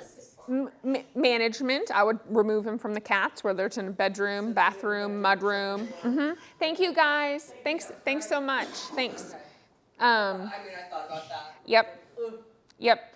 Okay. And again, not the most convenient for us, right? But just using those management tools to say, hey, if that works for him, like if he does eat appropriately and then use the bathroom appropriately, I would then just remove the cats from interfering with his life, Okay. you know? Because he is so tiny, I would even if it comes to the point where if you know he's eating, because at 6 months, I mean, he's probably only going to be like a 5-pound adult I dog. don't even think he's gonna make that. If it, He just hit. Just hit 3. 3.08 okay. on Monday. Was he already altered? No, he's not altered yet. Okay, yeah, don't yet. And again, I'm not a veterinarian, but at that size. Dr. Birdwell here, she's set the appointment at the end of the month. Okay, She's trying to wait as long as she can. yeah, let him get some weight on him. He's struggling. Mostly because, like, they have to not eat before surgery, and then blood sugars, you know, all of that stuff if he doesn't have weight, and then obviously recovery. But remove him from the cats, make him his little, if you can, and you can talk to the veterinarian, but supplementing maybe with some wet food in his kibble so that he does bulk up in the morning, and then he potentially eliminates before you leave. Well, one of the things I figured out that I'm doing now is I'm locking the cats out of the bedroom at night, and I put a little bowl of food for him, Okay, wet food, in my bathroom for him. okay. Does He he, sleeps in bed with me because okay. I mean, he's 3 pounds, you're gonna squish him. But don't. It's amazing. but then just, does he use the bathroom overnight after he's eaten? Thank you, guys. Be careful, of course. Okay, so, And that's where I have to get better, is the structure. yep, of his meal times. Yep, So yep. that's. Yeah, 3 pounds is tough, you know, because they do have to eat frequently to stay healthy. But I would attempt to do it in such a way, like, do you live nearby? Can you, so it's far. Yeah, it's not like you can go home on your lunch, let him out, things like that. Yeah. Definitely set him up a little community, like make his house, potty pads, very clear. And if you can, have it a good distance, like have his bed and food here, potty over here. But then overnight, I would try to at least get him to be bladder and potty and poop trained overnight. Okay. Yeah. Does he have his adult teeth? I don't think he has his adult incisors yet. Okay, then he's likely not 6 months. Okay. So that's one thing. Teeth can give you a good age depiction. And I would definitely say if his incisors haven't come down, he's not 6 months. Because even with small breeds, you would have indigenous teeth if his canines started to come down. So he may have been significantly younger than what you believed him to be. And even as a small breed dog, I would say, hey, like, his bladder is probably, you know, at a 3-pound dog is probably the size of, A walnut. yeah, I was gonna say a large cashew. Like, how big is a 3-pound dog's bladder? Right. You know? But then just teaching him that, like, hey, it feels good to hold it and then relieve here, kind of thing. Okay. Yeah. 3 pounds is tough, but it can, a friend of mine has very teeny dogs, and they hold it, but she's a dog trainer, so it was like, and they went with her, like, they're in a crate. And recommend for a dog like that, because he's notoriously on the carpet, you know, on the roads and stuff. belly Doing band. the dog litter You could. in a litter pan Yep, you totally could. They make pellets for dogs. Yep. Or it could even be, you can get a turf pad, like that has a drain in it, all of those types of things for smaller breed dogs. But I always make it away from where we live. Like, don't have your couch and play area and a potty pad over in the corner. You know, like if you see him giving you signals that he might have to use the bathroom, grab him, bring him to the further away potty area. Yep, if he's having that free time. Yep, yes ma'am. We have a 7.5-month-old rescue, Okay. and she's like super smart, but a real pain. Okay. Like, if she knows when we're gonna go out, she sees this stuff on her comm, she runs into her cage. Yep. Okay. Yeah. But she goes all night. She goes from 10:30 at night to 7 o'clock in the morning. Yep. We let her out every 2 hours for the most part. During the day. During the day. Okay. Is that a reasonable expectation? And I'll tell you why. It's because she was having some accidents. I took her to the vet because I was afraid she had a UTI. UTI, perfect. But she's got a malformed bladder, and the neck of her bladder is incompetent. So they're looking at giving her estrogen. Yep. To Proin yeah, right, is the, yep.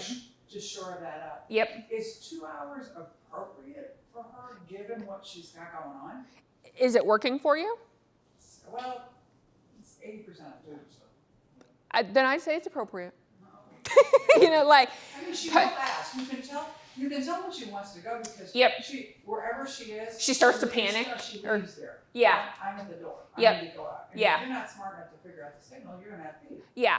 Yeah, and with, again, a medical issue, because I have seen this with more dogs than it should be, with medical issues, especially because like she likely has some control, but again, because the bladder is just elapsed, like her bladder gets too full, and then it's that immediate urgency, right?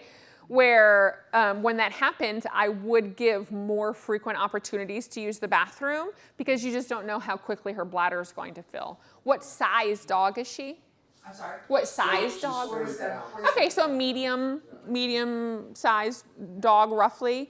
Yeah, I would definitely say, you know, if that fits within your schedule to be able to do that for her and it's working, stick with it.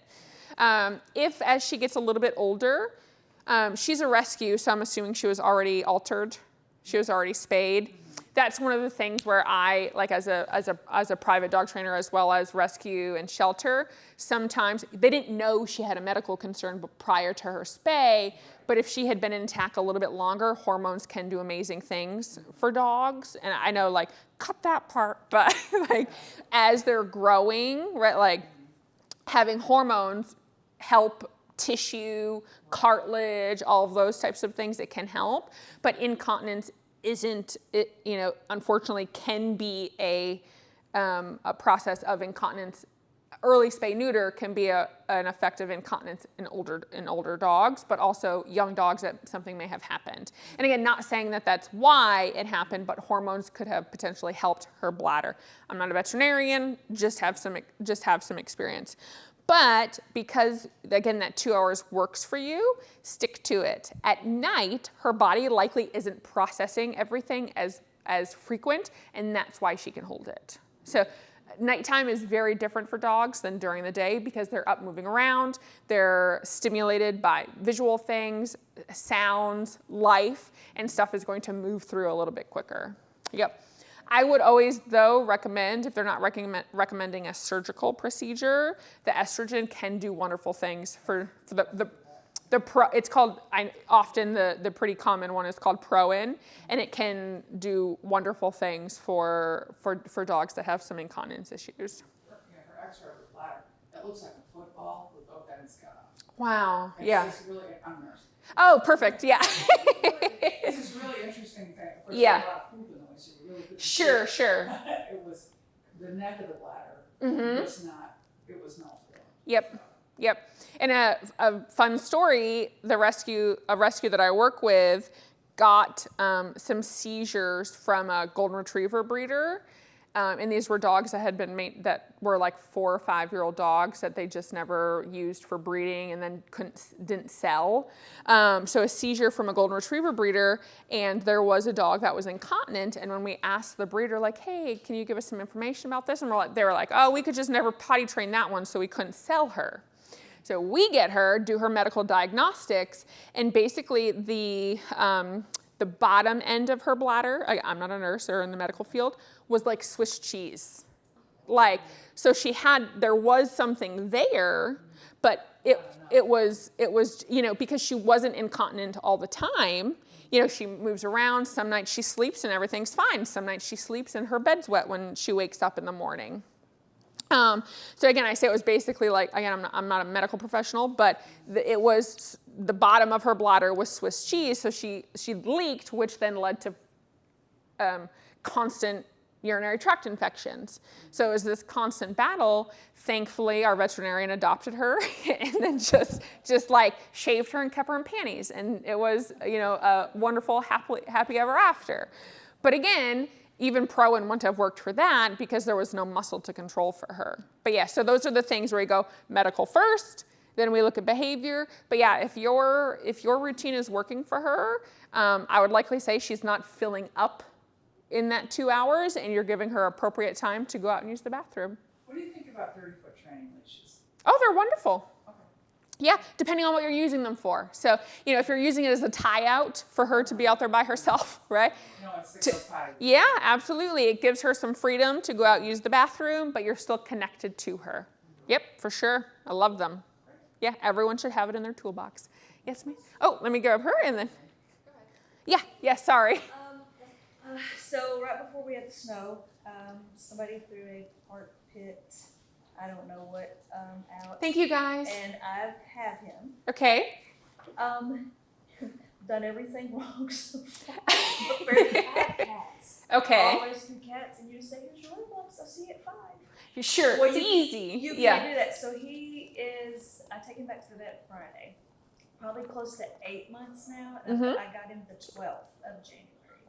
So the learning process, he's been amazing on a lot of things, chewed up everything that wasn't tied down in the basement. I don't know how to crate at all. I don't even know how to start that. Okay. He has started this week. We finally let him up with the cats and with us. We've kept him in the basement because we've been going through deworming. Yeah, perfect. All the things that we've Yep, had to all do. the medical stuff. All the medical stuff. Yep. So he's very, we first had him, any noise, he would just pee. Yeah. Because he was so scared because Yep. he'd been abused before being thrown out of the vehicle. Potentially, we could assume. Yep. Yes. Yep. So how do I'm gonna call it, it's a cage. Okay, but yep. A really nice. Kennel crate. Yeah. Yep. How do I, Introduce it to get him? because I put like a couple of treats in there. Yep. And he'll sort of stick his nose in, but he wants no part, because I don't know what Yeah. he was like before. Yeah, and he just may never have experienced one, so it's completely foreign to him. Yeah.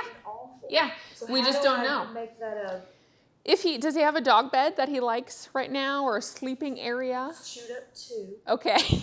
Completely chewed Yep. Where does he sleep? apart. What is? Now I've still been taking him down to the basement at night, like I've had the heater going and Yeah. a nice blanket. Oh yeah, I won't judge you for that. All the things, because in the middle of the night, like I don't have a confiner, so I can't trust him Yep. when I'm asleep, and I don't trust him completely with the cats either Mhm. yet. Not to chew up the couch while I'm Sure. asleep, you know. Yep. I don't. Yep. I don't have that little X pen Yep. thing yet. In the basement, what type? Is he getting into anything? Does he sleep in a specific location? He's He's like, I touched everything there is to touch in here. Yeah. There's like a storage. That's other long story. That's- But everything now that was in there is now in the garage. Okay. And like all the electrical cords, insulation, I mean, my. you name it. Yeah. And now hardly nothing's in there that it wouldn't matter. Yep. And there's like a bathroom, and I've got like that's where the heater is. Okay. And a blanket and some rugs and Yep. you know he split a rug that had Abby's dad's things on it and ripped it right into Yeah. and Just a drug bored it. He is gonna be teenager. as big as a horse. Yeah. He's gonna be so big. Yeah. So, If he has like a blanket or towel, something that he enjoys sleeping on, like where he is now, where he is most comfortable, put the crate there with him. So it's part of his environment, okay? Leave it there for 2 or 3 days. Put his food bowl, when you feed him, next to it, right? If he has some concerns about it. Make the crate part of his environment without having to just put him in it and leave him. Then, say you do that for 3 or 4 days, he's walking up, eating his food. Occasionally you walk by and something super yummy gets tossed in the crate, like not his kibble, right? Like some chicken, a piece of a hot dog, something like that. He goes in, gets it. Again, it's just part of the environment. Then it's been part of his environment for quite a bit of time around his sleeping quarters and around his food. Then his bed goes in it, but the doors are open. All the doors are open. So bed, but can it be a blanket? Whatever his sleeping area is, then goes in it. That happens for a while. He gets comfortable in there. Then his food goes in there at mealtime. Door is open. Okay. And again, this is if you have the ability to do it prolonged. Right? Where with some dogs, we have to say, cold turkey, we're putting the leash on you, and you have to go in. Yes, he's not leash trained. I have to pick him up to take him to the vet. Okay, yeah, he's totally foreign. So much the consistency. Yep. Yes, ma'am. Where do you live? Fairview. Fairview. Do you have an appropriate schedule that you could take him to a group class? I looked into like training not far from where I am. Okay. It was just, Okay, well, Project Reward offers a no-cost to you 6-week group class on Thursday evenings and Saturday mornings. So take a look at that on the website. It starts this week, but this week is just orientation for people. So, okay. But it would be at no cost to you, and I am the teacher. So please come. Yeah. What's that? Yeah. Yeah. So again, if we can attempt to take the prolonged approach to getting him comfortable in his crate, this is what we'll do. So then food goes in there, bed goes in there. We do that for a couple of days. Then food goes in, doors close, he eats his food, doors, as long as he doesn't pitch a fit, doors open, he comes out, and it just becomes part of life kind of thing. If he gets comfortable, he then goes in, doors are closed while he's in there overnight for sleeping. And then doors open, he comes out, and then start doing small bits of time while he's in there, preferably when he's tired or after training sessions where he'll want to take a nap, right? Or play times, things like that. And then each time you leave him in, the allotment of time gets a little bit longer. Okay, then hoping you can work up to a full day or whatever his potty habits can maintain. Then you can attempt to move it to an area he's familiar with. Even when dogs get potty trained, I never cold turkey crate usage. So people will think like, oh, I have a 3-year-old dog. They've been great in the house. They don't have to go in the crate anymore. I'll put it in the attic, right? Medical stuff happens, right? Surgeries happen. They might rip a toenail off and they need to, be isolated and not be romping around. Natural disasters happen. And I can tell you, as somebody that has participated in many hurricane evacuations, not personally, but I went to Katrina and I went to Harvey in Texas, and dogs that were comfortable in crates live much happier time when stuff like that happens. It gives me goosebumps because people will be like, I don't need a crate. It's like, no, but life happens, right? Travel. It's much easier to bring a dog into a hotel if they're comfortable being in a crate. Like there's all kinds of reasons for appropriate crate training. But I never cold turkey it. So even if I have an adult dog, like I have 3 adult dogs that live in my house that are completely potty trained, don't get into anything, they still sleep in their crates and they still eat their meals in their crates because it's a wonderful place. They want to be in there. So even when you get him more comfortable in there, you can then move the crate to have it be part of life upstairs. See, I moved it upstairs on Saturday. Yeah. From the basement. I had it like in his little bathroom area. Sure. And I throw like the trees. I go down there and love on him at night, but I never like pushed, Put him in it. Yeah. Listen, we made such progress just Sure. not like Yeah. being terrified. Yeah. A man's voice. That Yep. is it. Yep. Tuck that tail, start peeing, and go to that door. Yep. And so it's not been too much yet. So we've made Yeah. progress, but I went ahead and brought it up thinking. Yeah. I would see it more like just the way I work, like to not go down, like to have him right there with us. Mm-hmm. Yep, make the crate part of your environment, so it's not something that becomes completely foreign and brand new, and then he's stuck in it. I'm just gonna start putting his food back. Yep. And when I brought him over the cats, like a whole different, which we let him run. Mm-hmm. He's not chewing things. He's like, we can see him now. Yep. It's like, no, or saying he will. Mm-hmm. He'll just stop. Yep, he's probably pretty sensitive in nature. Yeah, his personality. But I'll start feeding him. Yeah. By the just to see. Yep, next to it, make it proximity is always your friend, right? It just is part of it, and it's near it, and then it becomes insignificant, and then it goes just on the inside of the door, right? And then he eats it from the inside of the door, and then it goes a little bit further back, right? Like all of that slow progression. Yep. See, my dog loves the crate, Yeah. but if I put him in there and I go away, he does nothing but bark. Pitches a fit for a minute. Once the door is closed, he will not shut up. Yep. Do you know how long it takes him to settle when you leave? About 20 minutes, my son said. Okay, that's not unreasonable, but we would like it to get But he smaller goes and in there all smaller. the time by himself. Like if I'm in the shower, he'll go and lay in his crate. Is the door closed? Start closing it while you're there. Oh, really? Yep.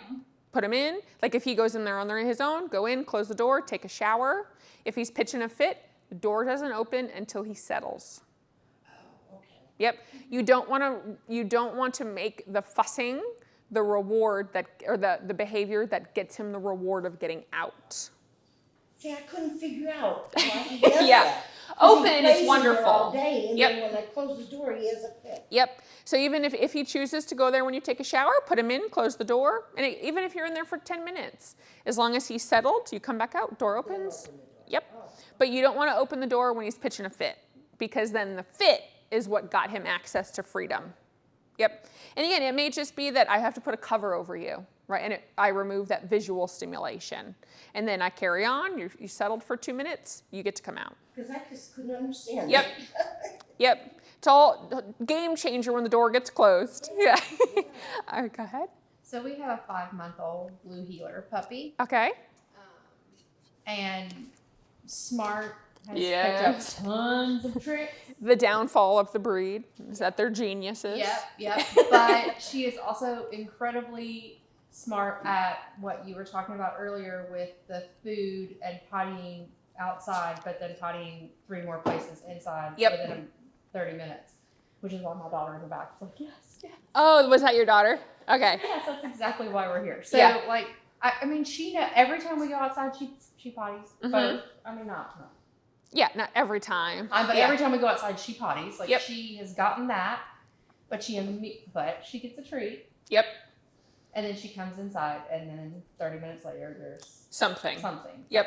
So Yep. my question is more just how do we break that, other than not giving a treat? But Yep. how do we So a little bit of convince her management. she actually needs to go the whole way Yep. outside?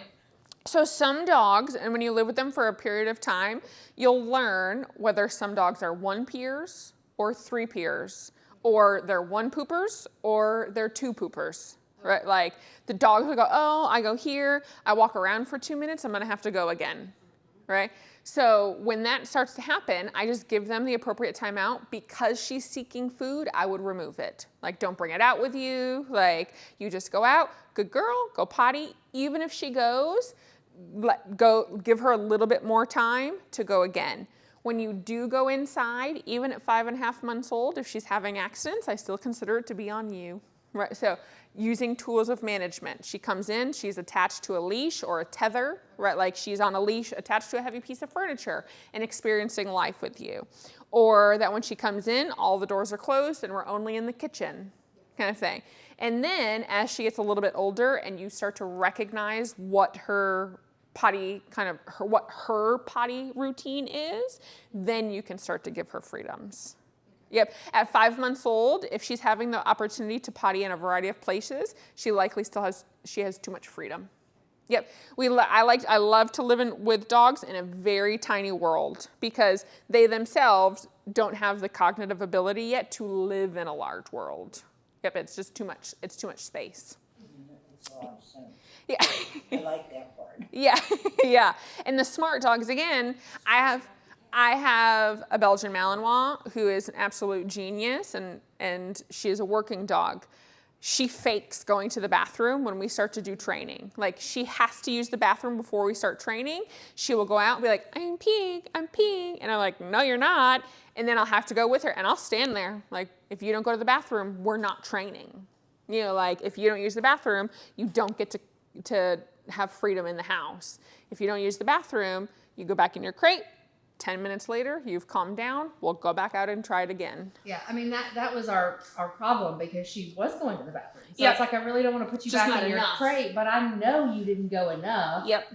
But See, you I quit went. giving the treats too. Yep. I stopped that. Yep. And for the dogs that like it, and they will, they'll just go, She will do anything for Yeah, a treat. she'll go down to the bottom of the step and come back up. Yeah, I And peed. not even go to the bathroom. Yeah, because I she knows she peed. can get a treat. Yep. So I just peed. quit the treats. Yes, ma'am. Yep. And again, it's a great, like, we want to be able to say, hey, you did an amazing job. Here's, you know, have your cookie. But for the food motivated dogs, they're just too smart for it.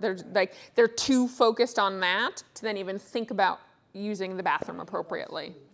Yep. But for a 5-month-old puppy, again, is she probably like 18 pounds? 18, 20 pounds. At her age and even her size, she might just have to go more frequently in that one that one potty break. Yeah, okay. Yep. Yep. I have one more question Yeah. about the crating. So I have another, one of my personal dogs.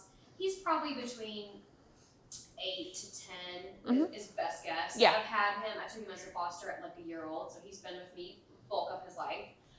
He loves his crate. He will go get in it freely.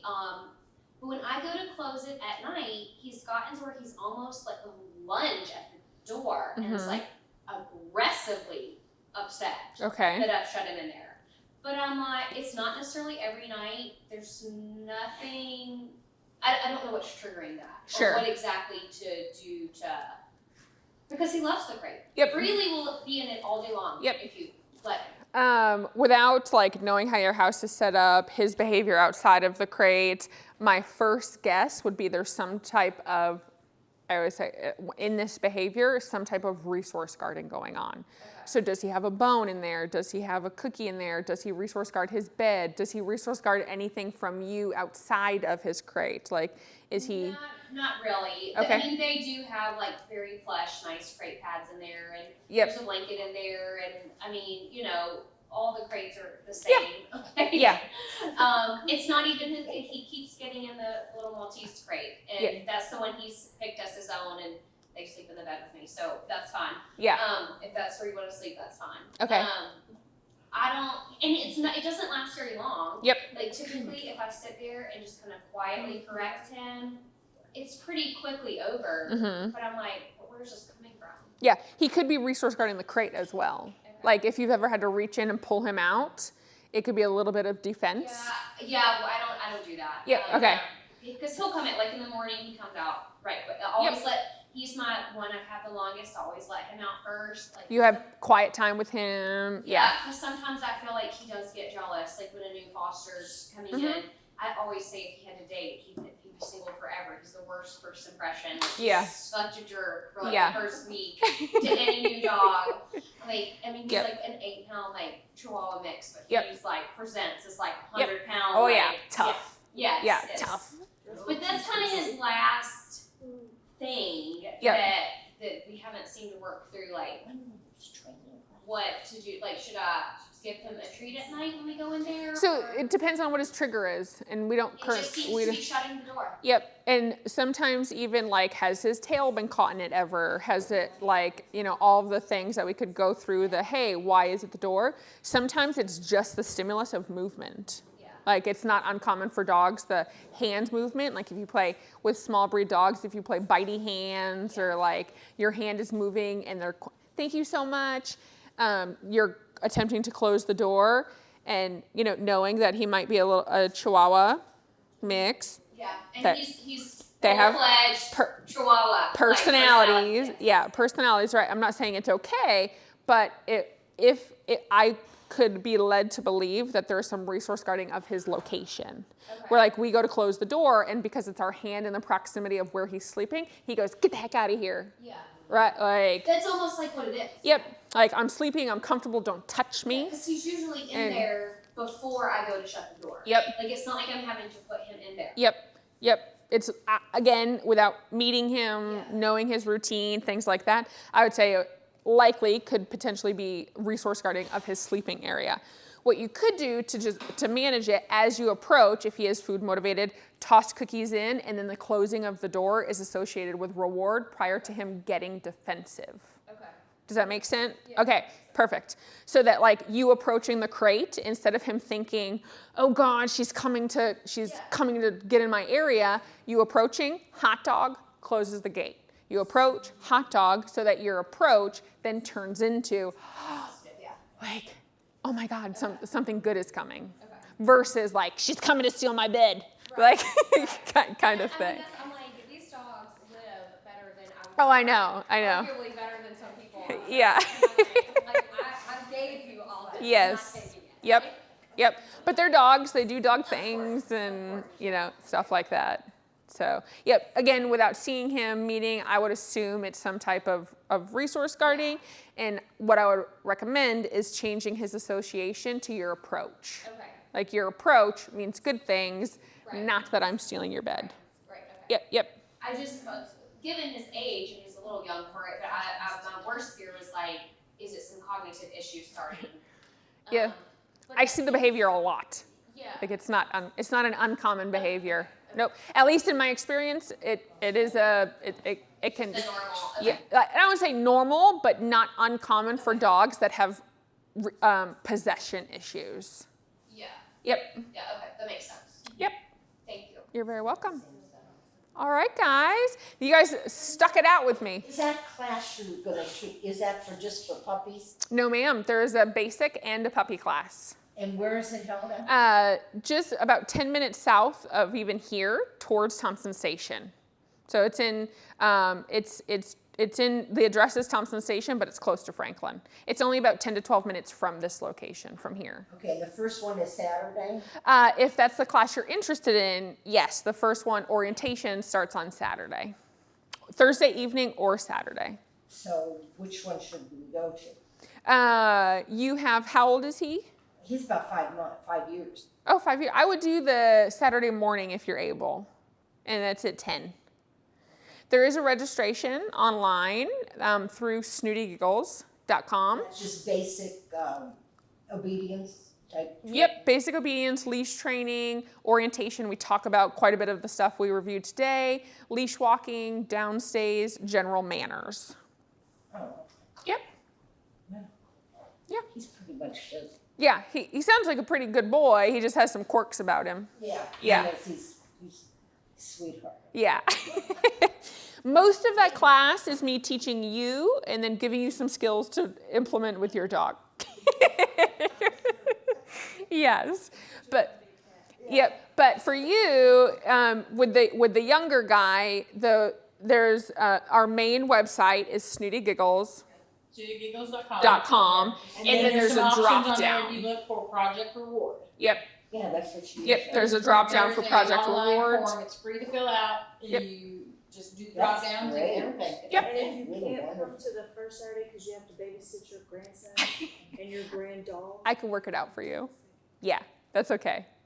Yeah, that's fine. Thursday when you can't go, right?